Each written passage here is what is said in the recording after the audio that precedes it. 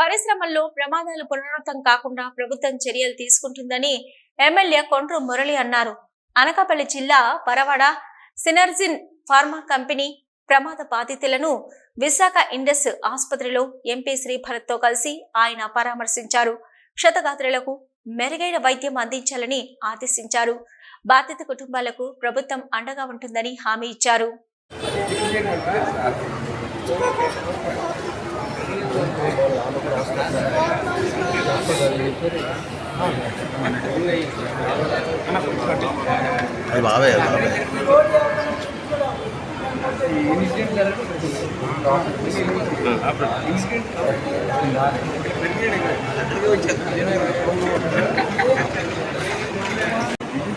మాకు ఇబ్బంది పెట్టండి మాట్లాడినప్పుడు అందరూ కూడా మాట్లాడుతున్నప్పుడు ధైర్యంగా ఫైల్ తెచ్చిందే కదా ఫైల్ మీకు తెలీదా గ్యారంటీ లేదంటూ ఇంకో మాట అండి. సపోజ్ ఆయన వచ్చి అస్సలు ఏమీ అవలేదని ఏదైనా జరిగింది అనుకోండి, మీ డాక్టర్ కాల్ పట్టుకుంటారు కదండి. ఎవరి భద్రత వాళ్ళు చూసుకుంటారు కదా. ఇప్పుడు ఏంటంటే డాక్టర్స్ మీద ఇప్పుడు మొన్న ఈ డాక్టర్ లోడ్ ఎక్కడానికి కారణం ఏంటో తెలుసా? మాకు పేషెంట్ వాళ్ళ అటెండెంట్స్ నుంచి మాకు భద్రత లేదు, మేము ట్రీట్మెంట్ చేయదలుచుకోవట్లేదు. ఎందుకంటే వాళ్ళు మా మీద అపనమ్మకంతో ఏదైనా చిన్నది జరిగినా సరే మమ్మల్ని కొట్టేస్తున్నారు. ఇప్పుడిప్పుడే ఎసెన్షియల్ లైఫ్ సైన్సెస్లో మేజర్ యాక్సిడెంట్ జరిగి అక్కడ 17 మంది కోల్పోయి చాలామంది బర్న్ ఇంజరీస్ నుంచి సఫర్ అవుతున్నారు అని అనుకుంటేనే మళ్ళీ ఇప్పుడు ఈ సినర్జిన్ కంపెనీలో మళ్ళీ చిన్న యాక్సిడెంట్ జరిగింది.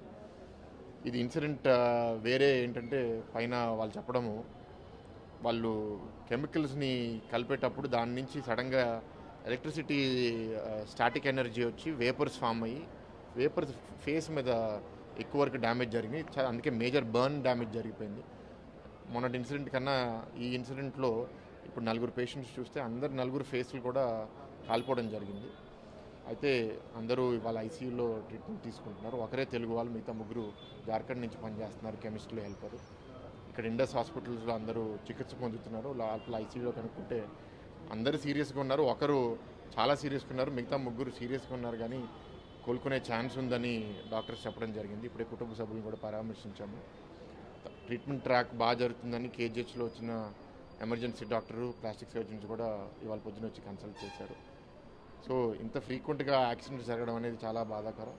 అసలు సేఫ్టీ, ఎందుకంటే ఇది ఆయన చెప్పడం 5 సంవత్సరాల నుంచి అదే సీనియర్ కెమిస్ట్ అది చేస్తున్నారు. మళ్ళీ ఇవాళే ఎందుకు జరిగింది, ఏ కారణం వల్ల జరిగింది అనేది ఒక అనాలిసిస్ అయితే జరగాల్సిన అవసరం ఉంది. ఇప్పుడే అది జరగకపోయినా ఫస్ట్ వీళ్ళు పూర్తిగా కోలుకోవాలని కోరుకుంటున్నాము. దీని తర్వాత అనాలిసిస్ చేసి అసలు సేఫ్టీ మెజర్స్ ఏదన్నా ల్యాకింగ్గా ఉన్నాయా, లేకపోతే జస్ట్ దురదృష్టవశాత్తు ఇలా తక్కువ రోజుల్లో 2-3 దగ్గర జరిగినాయి అనేది ఒకసారి స్టడీ చేయాలి. సార్, బాధితుల బంధువులు కూడా సరైన సమాచారం ఇవ్వట్లేదు హాస్పిటల్కి అన్నారు.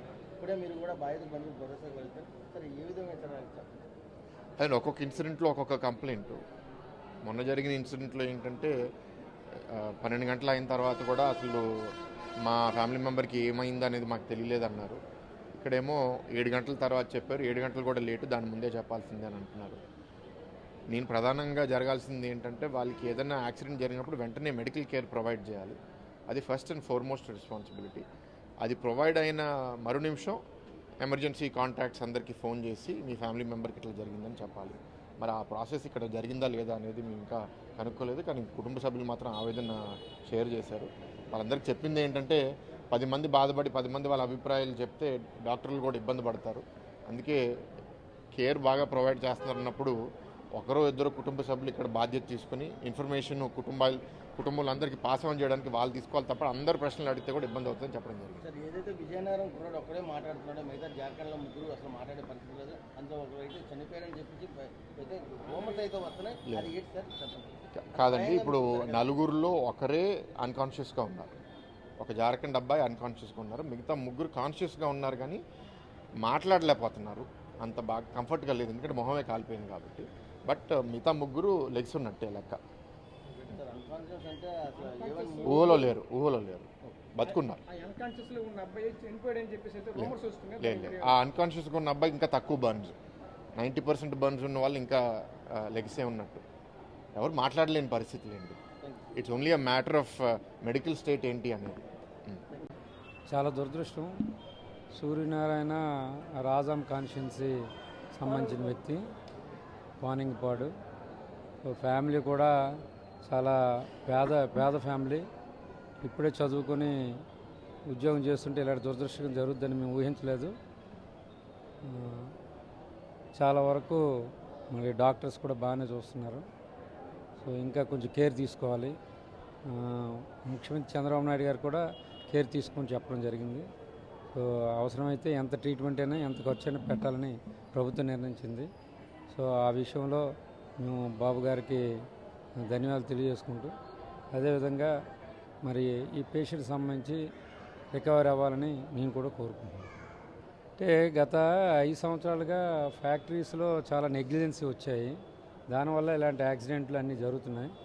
మరి నిన్నే మరి ముఖ్యమంత్రి గారు చంద్రబాబు నాయుడు గారు చాలా కఠినంగా చెప్పడం జరిగింది.